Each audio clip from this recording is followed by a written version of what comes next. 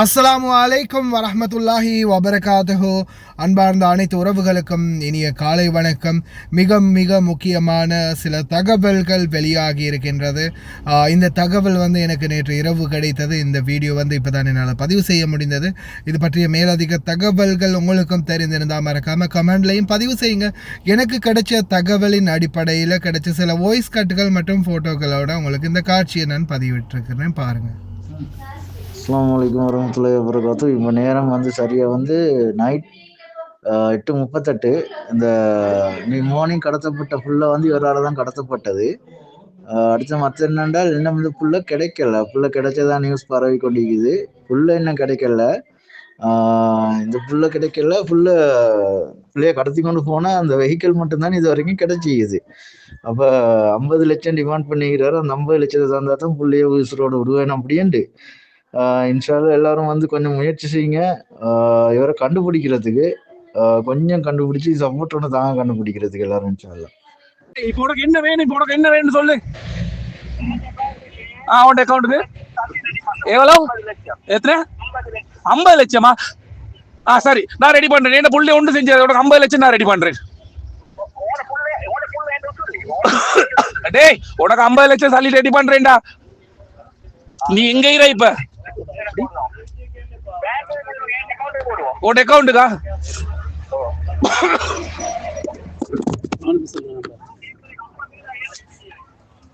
நீங்க அவன்கிட்ட சொல்லுங்க. அவன்கிட்ட சவுண்ட் எங்களுக்கு வேணும். தேவையில்லை எங்களுக்கு. எங்களுக்கு அவன்கிட்ட வாய்ஸே வேணும். அவன் பேசுறதுதான் எங்களுக்கு வேணும். கேட்கல அவன் வாய்ஸ். மாணவி கடத்தப்பட்ட சம்பவம் தொடர்பில் போலீசார் வெளியிட்ட மேலதிக தகவல்கள் இதோ. கண்டி தவுல்கல பிரதேசத்தில் பாடசாலை மாணவி கடத்தப்பட்ட சம்பவம் தொடர்பில் தவுல்கல மற்றும் கம்பளை போலீஸ் நிலையங்கள் விசாரணைகளை மேற்கொண்டுள்ளனர்.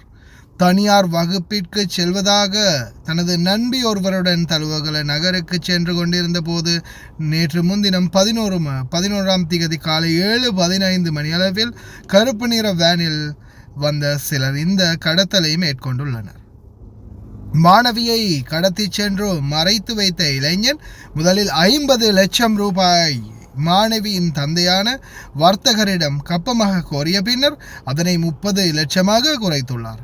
அதன் பின்னர் மாணவியின் தந்தைக்கு சொந்தமான வேனை கேட்டு 2 லட்சம் வங்கியில் வரவு வைக்குமாறு மிரட்டியுள்ள நிலையில் அதற்கு பதிலளித்த மாணவியின் தந்தை 50,000 ரூபாவை உரிய கணக்கில் வரவு வைத்துள்ளார். மேலும் இது தொடர்பில் அறிய வருவதாவது, குறித்த கடத்தலை நடத்தியவர் மாணவியின் மைத்துனர் என தகவல் வெளியாகி உள்ளது. அதாவது மாணவியுடைய மச்சான்.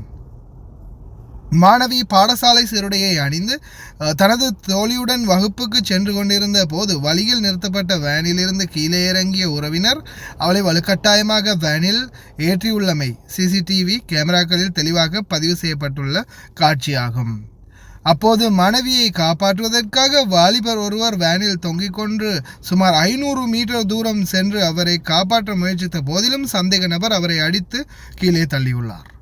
பாடசாலை ஆசிரியர் ஒருவர் அருகில் இருந்த மோட்டார் சைக்கிளில் வேனை சுமார் 20 கிலோமீட்டர் தூரம் துரத்தி சென்றுள்ளார் எனவும், கடுகாஸ்தோட்டை நகரில் வைத்து அவர் வேனை தவறவிட்டதாகவும், பின்னர் பொலன்னறுவை நகருக்கு அருகில் கைவிடப்பட்ட நிலையில் குறித்த வேனை போலீசார் நேற்று முன்தினம் 11 பிற்பகல் கண்டெடுத்துள்ளனர். கார் வாடகைக்கு விடப்பட்ட இடத்தில் GPS தொழில்நுட்ப பொருத்தப்பட்டிருந்ததால் வேனை கண்டுபிடிப்பது எளிதாக இருந்ததாக போலீசார் தெரிவித்தனர். மாணவி கடத்தப்பட்ட போது வேனை ஓட்டிச் சென்ற நபர் பொலன்னறுவையில் வேனை கைவிட்டு வீடு திரும்பும் போது தவுல்கல போலீசாரால் கைது செய்யப்பட்டுள்ளார். 19 வயதுடைய மாணவி சந்தேக நபரின் தாயின் சகோதரரின் மகள் எனவும், அதாவது தன்னுடைய மாமாவின் மகளைத்தான் கடத்தியிருக்கிறார்.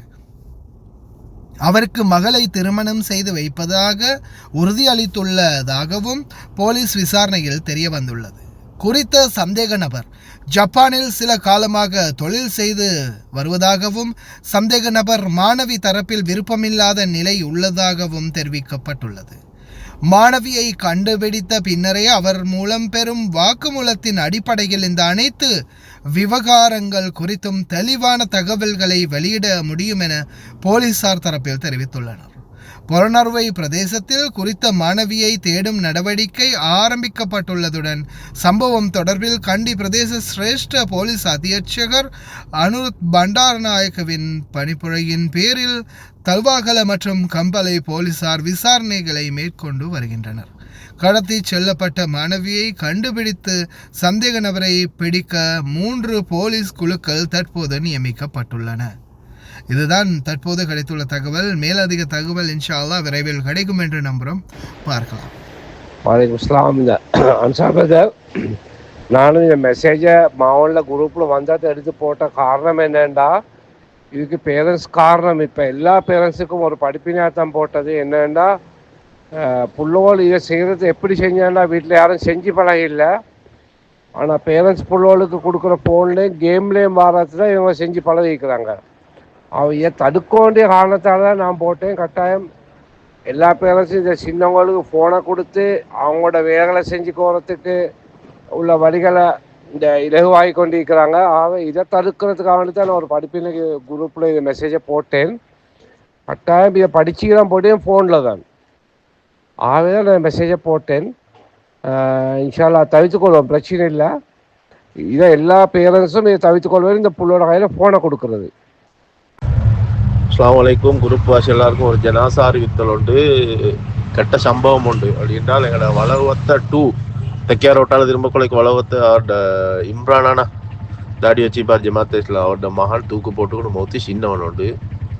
இப்போ ஹாஸ்பிட்டல்லே மையத்து இப்போ தான் திடீர்னு நடந்தீர்.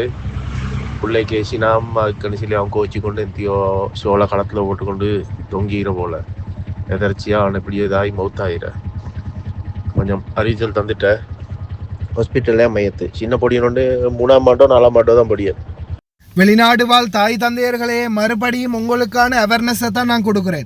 ஏன்னா இன்னைக்கு இந்த டச் ஃபோன் அதிகமாக, டேப்பாக இருக்கட்டும், லேப்டாப்பாக இருக்கட்டும், டச் ஃபோனாக இருக்கட்டும், அதிகமாக புழக்கத்தில் இருக்குதுன்னு அது வெளிநாட்டில் ஒரு தாயோ தந்தையோ இருந்தால் மட்டுமே தான் அந்த வீட்டில் அதிகமாகவே டச் ஃபோன் வந்து புழக்கத்தில் இருக்குது. இன்றைக்கி 1 வயசுல இருந்து 10 வயசுலேருந்து 100 வயசு வயதானவர்கள் வரைக்கும் இந்த டச் ஃபோன்ன்றது பாவிக்கிற மெத்தட் எப்படின்றது தெரிஞ்சு கொண்டாங்க. அதே மாதிரி இதில் இப்போ நாம் நம்மளுடைய கலாச்சாரங்கள் ரொம்பவும் மாறுபட்டுடுச்சு. அதே மாதிரி என்னென்ன வேணுமோ எல்லாமே இப்போ இந்த யூடியூப்பில் இருக்கட்டும், வேறு வேறு படங்கள்ல இருக்கட்டும், எல்லா டீட்டெயில்ஸுமே பக்காவாகவே இருக்குது. அதனால் தயவு செய்து உங்களுடைய நவீன கலாச்சாரங்களில் கொஞ்சம் கவனம் செலுத்துங்க. உங்களுடைய குழந்தைகளுடைய உயிர்களை பறிக்கக்கூடிய மாதிரியான இந்த சூழல்கள் அமைகிறதுலேருந்து அவங்கள காப்பாற்றுங்க. முடிந்த வரைக்கும் உங்களுடைய குழந்தைகளை பாதுகாக்கிறதுக்கான முழு முயற்சியை முன்னெடுங்க. அன்பார்ந்த வெளிநாடு வாழ் சொந்தங்களே, தாய் தந்தையர்களே, இது உங்களுடைய முக்கிய கவனத்திற்கு. இது சம்பந்தமாக மேலதிக தகவல்கள், கடத்தல் சம்பந்தமாக மேலதிக தகவல்கள் கிடைச்சா மறக்காம கமெண்ட்ல பதிவு செய்யுங்க. கடைசி வரைக்கும் பார்த்து எல்லாருக்குமே ரொம்ப நன்றி. தெரியாத நண்பர்களுக்கும் ஷேர் பண்ணுங்க, லைக் பண்ணுங்க, சப்ஸ்கிரைப் பண்ணுங்க.